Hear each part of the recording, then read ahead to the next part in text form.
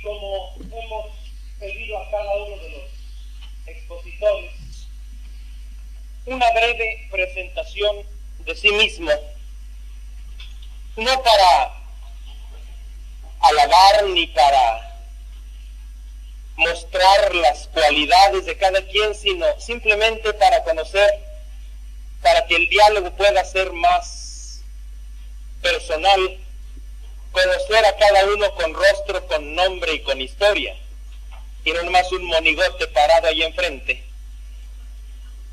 Eso sería necesario si quisiéramos poder dialogar realmente con cada uno. ¿Quién eres tú?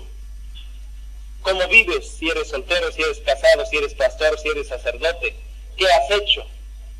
¿Cuál es tu historia personal? En esa línea yo quisiera presentarme. Soy sacerdote católico, mexicano, de la Congregación de los Misioneros del Espíritu Santo, una congregación mexicana también. Soy religioso ya hace casi 30 años, desde el año 1953, y sacerdote 19 años. Primero me dedicaron en la línea de especialización de maestro de filosofía y teología, primero para la especialización teórica, después de maestro de filosofía y teología en México, primero en nuestra propia casa de estudios y después en el Perú, donde estuve 3 años en el seminario Santo Toribio y en la Facultad de Teología. Y después, volviendo de Perú, de principios de 71, me pusieron en la Comisión General de Pastoral de nuestra congregación. Ahí coincidió con el comienzo de la renovación en México en diciembre de 71, y de allá en adelante he estado prácticamente a tiempo completo en la renovación y en evangelización. En la renovación empezamos desde diciembre de 71 y ahí he estado ininterrumpidamente en el centro nuestro del Altillo, que se llama San José del Altillo en México, que es la casa general de nuestra congregación. Y en los equipos diocesano y nacional desde que comenzó la renovación en México. Solamente el año pasado renuncié al equipo nacional de la renovación por encargos de evangelización en el episcopado mexicano, para no limitarme al marco del movimiento carismático, por la prudencia que desgraciadamente a veces debemos tener, de que muchos obispos y muchos sacerdotes, si lo identifican uno demasiado con la renovación, automáticamente cierran las puertas. Algunos dicen que yo tramposamente era como un vendedor de medicinas, vendía aspirina pura, pero a algunos les daña el estómago, entonces empezamos a vender aspirina con capa entérica. Es la misma aspirina de la renovación, pero con capa entérica de la evangelización, que es la misión ordinaria de la iglesia. Porque cuando yo iba a diócesis con obispos y sacerdotes a título de movimiento de renovación, pasaba como con Pablo en el Areópago, después te oiremos con más calma. Pero cuando se presenta la evangelización, pero en el poder del Espíritu, o sea, incluyendo la experiencia del Espíritu, y como tarea fundamental de la iglesia, no puede haber puertas que se cierren. Y así, en muchas diócesis, y sirviendo ahora en el Secretariado Nacional de Evangelización y Catequesis, con Monseñor Aguilera, que es nuestro obispo, que es el presidente de la Comisión Episcopal de Evangelización y Catequesis, pareció más oportuno que yo me desligara del cuerpo directivo del equipo nacional de la renovación, donde yo estaba nombrado y renuncié el año pasado. En el marco de la renovación me ha tocado participar en el ECLA 2 en Colombia, en el 3 en Puerto Rico, el 4 que fue en México, el 5 que fue en Caracas, y el 6 tenía mi boleto para venir a Lima, y un día antes se complicó y no pude venir. Y en los 2 primeros encuentros internacionales en Roma, en el último en Dublín, no pude asistir. Y sobre todo ahora estoy trabajando en un cauce de evangelización, como decía, en el Secretariado Nacional de Evangelización y Catequesis, que es un organismo del episcopado mexicano, pero vendiendo aspirina con capa entérica. O sea, de ninguna manera he rechazado teórica ni prácticamente, la experiencia del Espíritu, que llamaríamos lo que hemos aprendido dentro de la renovación. Pero con un marco más eclesial. Si hemos descubierto que lo que la renovación vive como doctrina y como experiencia no es algo especializado para algunos, sino para la Iglesia en su conjunto, creo que estoy en un cauce maravilloso de meter lo que es la experiencia del Espíritu en el cauce ordinario de Iglesia, con los pastores natos, obispos, párrocos, y en el cauce ordinario de la Iglesia, que es la evangelización. Por eso para mí el lema es evangelizar, pero con una condición: en el poder del Espíritu. Evangelistas verdaderamente llenos de Espíritu Santo, y que la meta de la evangelización, de manera explícita, abierta, confesada, se busque la experiencia del Espíritu, sea como quiera que se le quiera llamar, bautismo en el Espíritu Santo, efusión del Espíritu, lo que sea. Y así tenemos en México un centro de evangelización que primero a título de renovación, ahora como centro de evangelización, que da servicio prácticamente a toda la arquidiócesis, a las diócesis cercanas y prácticamente servicio nacional. Y en Uselan, como ya decía, como iniciador y coordinador desde hace 4 años, y miembro del Comité Central de 1721, que se reúne en Estados Unidos 2 veces al año. Eso es más o menos mi currículum, para que vean el nombre, el rostro y un poco la historia. Y dentro del marco de la Iglesia Católica, como digo, después de ordenado, 3 años en Europa para estudiar, que me mandaron que especializarme, luego de maestro, y nunca pude ser maestro puro, solo metido en los libros, sino siempre me gustó tener una pastoral directa, aún en Europa, de capellán de los españoles, ahí en Suiza, que trabajaban por allá, y después capellán o asesor del movimiento familiar cristiano a nivel zonal y a nivel diocesano, en cursillos, y de 71 en adelante metido hasta la cabeza y a tiempo completo prácticamente en la renovación, pero con capa entérica. Vamos a empezar lo que es propiamente el tema. Misión: evangelizar. Como decía Monseñor anoche, la Evangelii Nunciandi es quizá el documento cumbre del pontificado de Pablo VI. Algunos lo han llamado la Carta Magna de la evangelización. Como culminación del Sínodo de Obispos del año 74 sobre evangelización. Por eso vamos a estar aludiendo muy directamente a este documento y después al documento complementario que es la Catequesis Tradendae, que comenzó Pablo VI mismo, continuó Juan Pablo I y terminó por fin Juan Pablo II apenas el año pasado, que es la complementación para tener el marco completo del proceso evangelizador. ¿Qué nos dice el Papa en el Evangelii Nunciandi? En el número 1 dice: un compromiso evangelizador. Toda la Iglesia debe estar comprometida en el anuncio del Evangelio a los hombres de nuestro tiempo, y con este documento el Papa quiere alentar a los hermanos en el episcopado en su misión de evangelizadores para que lo cumplan con creciente amor, celo y alegría. Y en el número 81, en el penúltimo del documento, dice: consigna. Una consigna para toda la Iglesia. ¿Cuál es? Programas de acción pastoral de los que la evangelización sea el aspecto fundamental.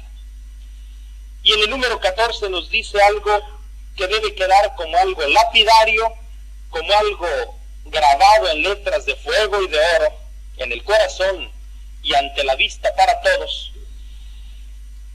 La evangelización de todos los hombres constituye la misión esencial de la Iglesia. Evangelizar constituye la gracia y la vocación propia de la Iglesia. Su identidad más profunda existe para evangelizar. Eso es demasiado fuerte, ¿no creen? Su misión esencial, su gracia. Desgraciadamente algunas versiones del Evangelii Nunciandi equivocadamente pusieron su gozo. No, es su gracia y su vocación. Es decir, lo que Dios le ha dado, eso significa gracia. El don gratuito gratuito de Dios para su iglesia es precisamente evangelizar. Por eso es su vocación. Dios la ha llamado y la ha enviado a eso.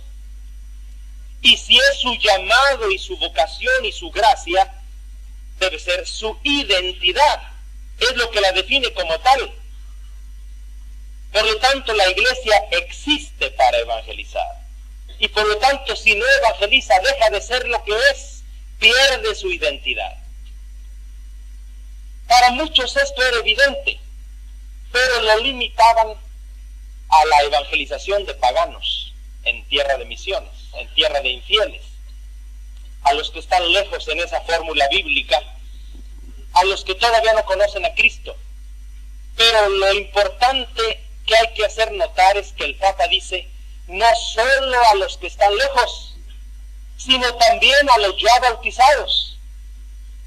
O sea, una evangelización intraeclesial, una autoevangelización. Por eso dice en el número 15, la iglesia evangelizadora de otros, que todavía no son iglesia, que todavía no son cristianos. La iglesia comienza por evangelizarse a sí misma. Y la iglesia tiene necesidad siempre de ser evangelizada si quiere conservar su frescor, su impulso y su fuerza para anunciar el evangelio.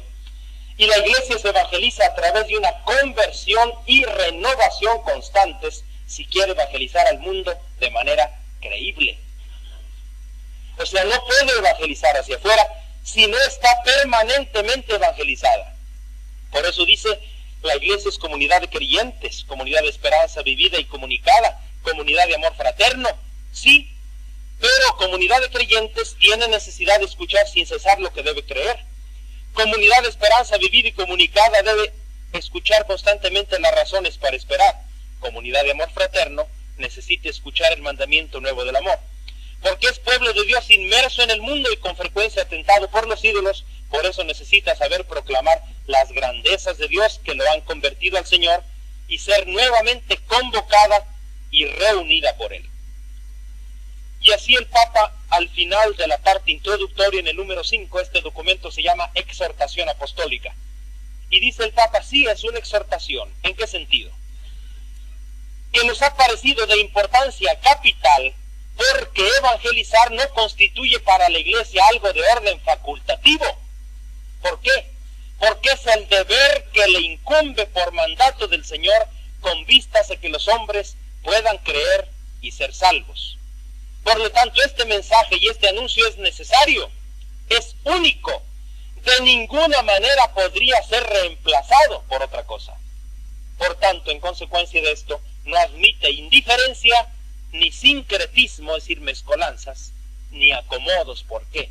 Porque está en juego la salvación de los hombres. Y citando a 1 Corintios dice, representa la belleza de la revelación, que lleva consigo una sabiduría que no es de este mundo y es capaz de suscitar por sí mismo la fe que tiene su fundamento en el poder de Dios. Es la verdad con mayúscula, la verdad de Dios. Por eso merece que el apóstol le dedique todo su tiempo, todas sus energías, y que si es necesario, le consagre su propia vida. Y al final de la parte expositiva, antes de la conclusión, en el número 80, el Papa dice, con el fervor de los santos. Conservemos pues el fervor espiritual, conservemos la dulce y confortadora alegría de evangelizar incluso cuando hay que sembrar entre lágrimas. Y ojalá que el mundo actual pueda así recibir la buena nueva, no a través de evangelizadores tristes y desalentados, impacientes o ansiosos, sino a través de ministros del Evangelio, cuya vida irradia el fervor de quienes han recibido, ante todo en sí mismos, la alegría de Cristo, y aceptan consagrar su vida a la tarea de anunciar el reino de Dios y de implantar la iglesia en el mundo. Es muy claro, es el compromiso, es la consigna, es la misión esencial, es su vocación, es su identidad más profunda. Por lo tanto, tenemos que evangelizar.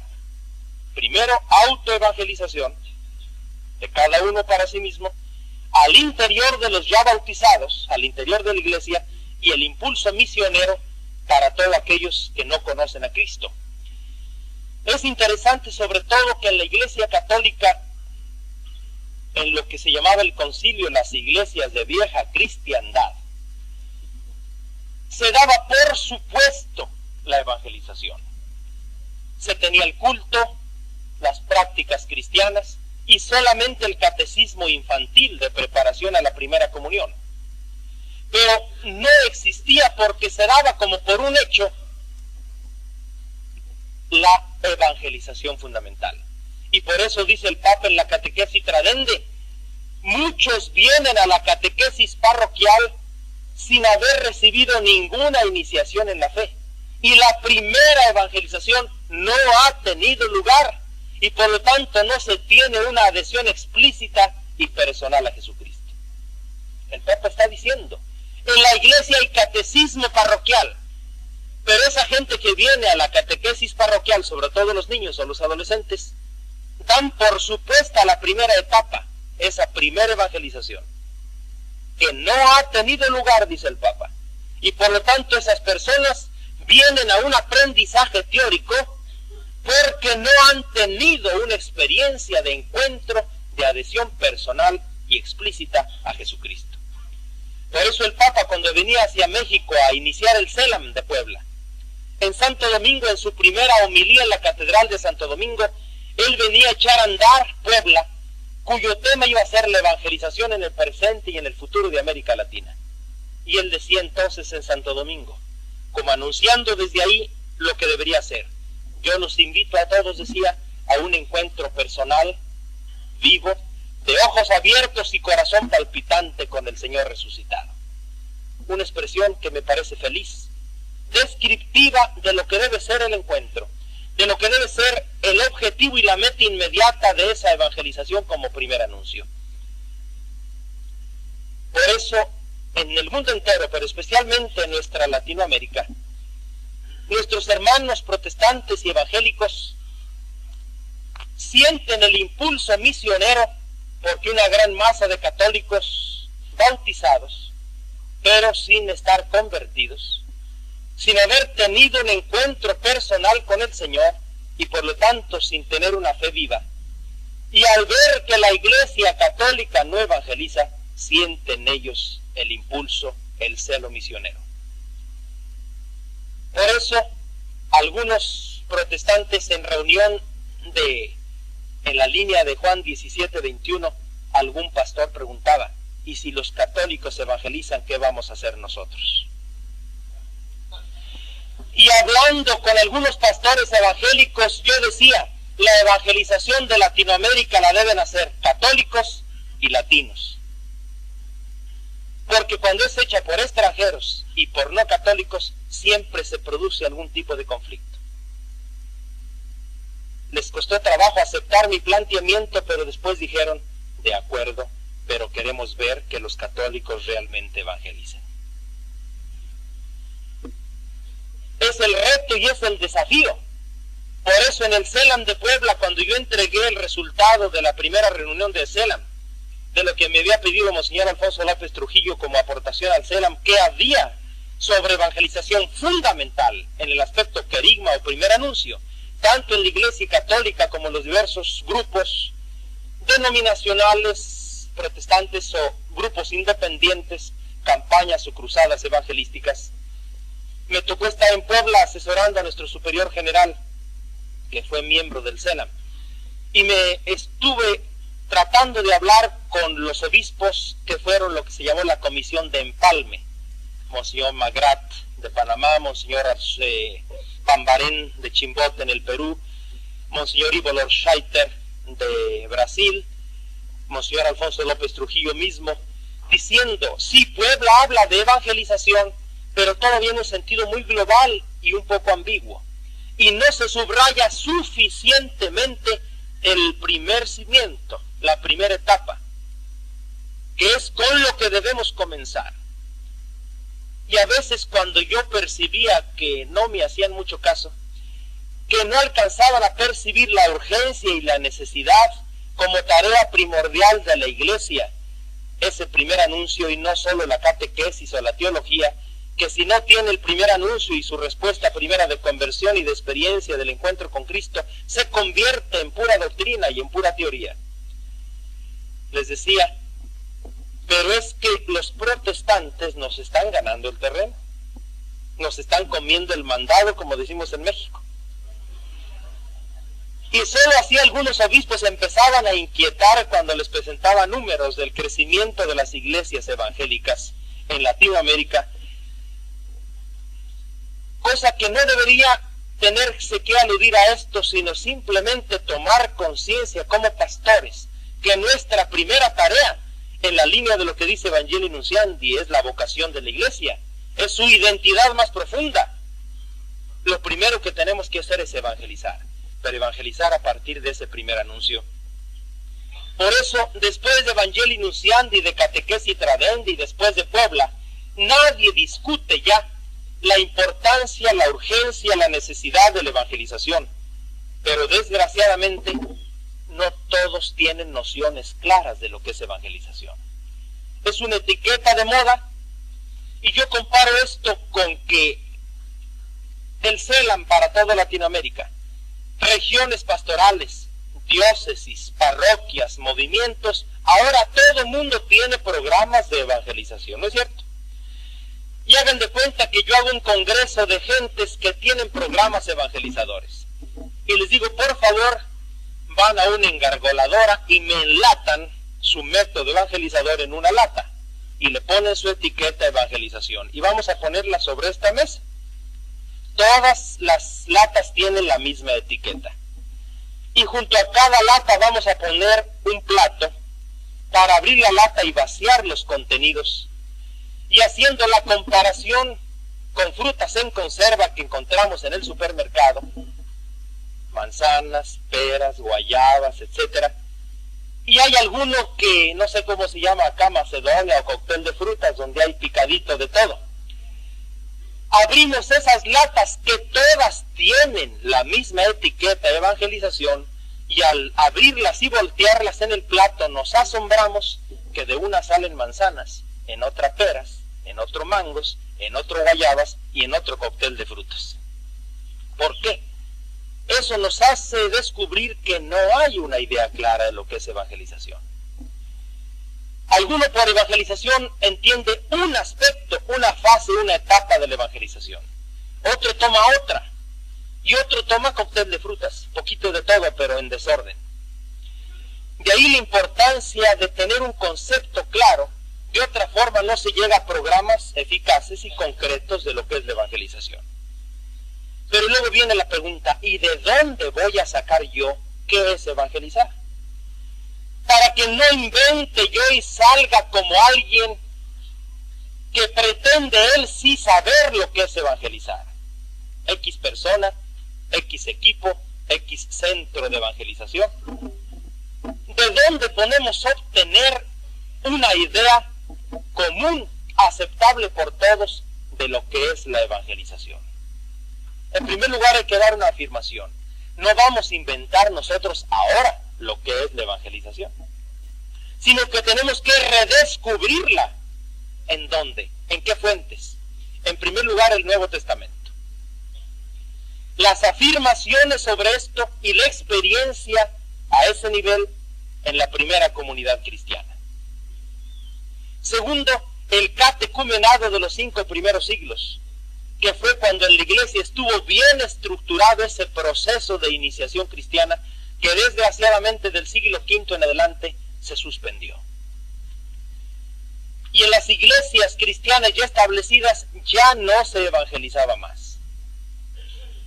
Y así echamos un brinco de muchos siglos a la experiencia misionera en tierra de infieles, donde sí se llevó más o menos un buen programa evangelizador, pero ya no en la iglesia, en las sociedades, en los países cristianizados en varias generaciones.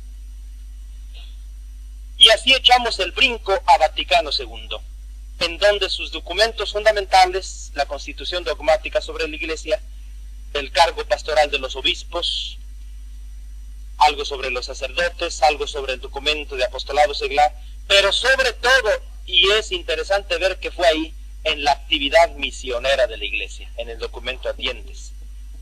Como que todavía aún en el concilio la evangelización primera se visualiza casi únicamente en tierra de misiones.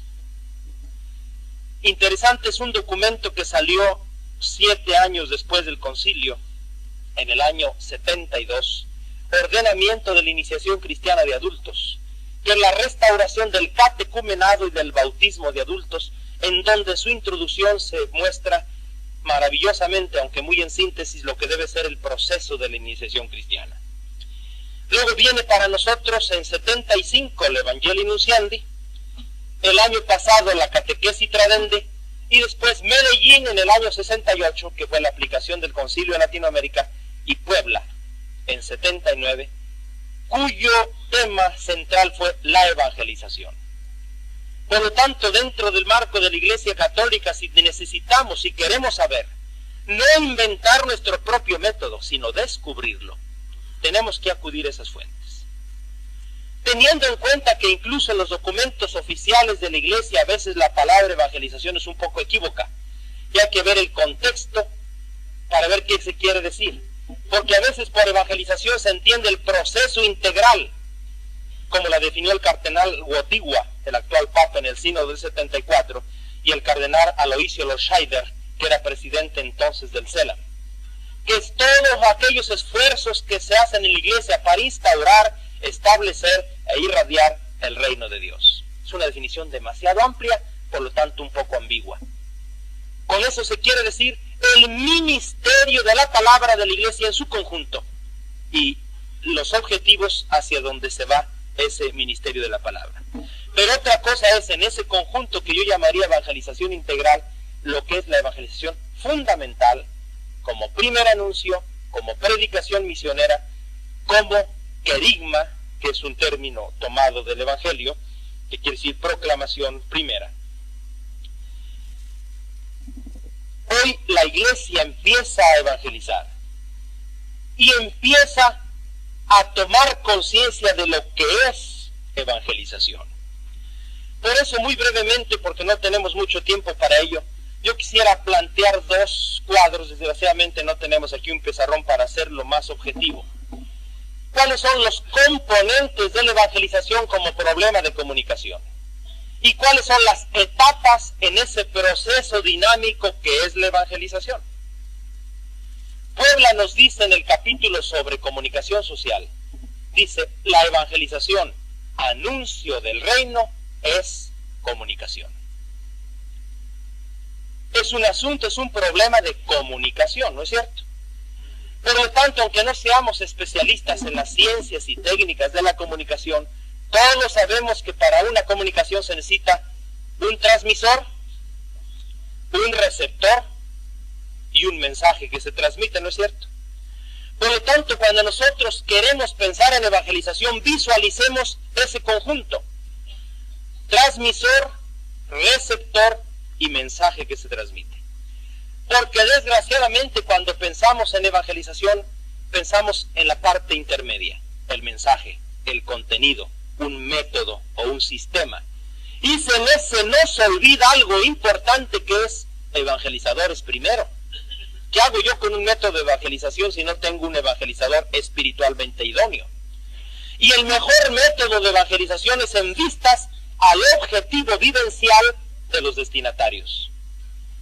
Por eso, muchas veces, desgraciadamente, se limita, se parcializa el concepto de evangelización, discutiendo su temática, el contenido del anuncio, del mensaje, los diversos modos o sistemas de presentarlo, y se nos olvida los otros extremos, que es un buen evangelizador espiritualmente idóneo y el objetivo, las metas vivenciales que se espera en los destinatarios. Porque en último término todo es en vistas a que los hombres puedan creer y ser salvos, como dice el Papa. Está en juego la salvación misma de los hombres. Por eso, si en último término queremos nosotros hacer un chequeo, una verificación, si estamos o no evangelizando, si nuestro método es bueno o no, veamos si se están cumpliendo las metas de la evangelización, como vamos a explicar. Y las metas serán distintas según la etapa del proceso evangelizador. Así decíamos, visualicemos transmisor o agente o evangelizador, receptor o destinatario, y en el centro el mensaje.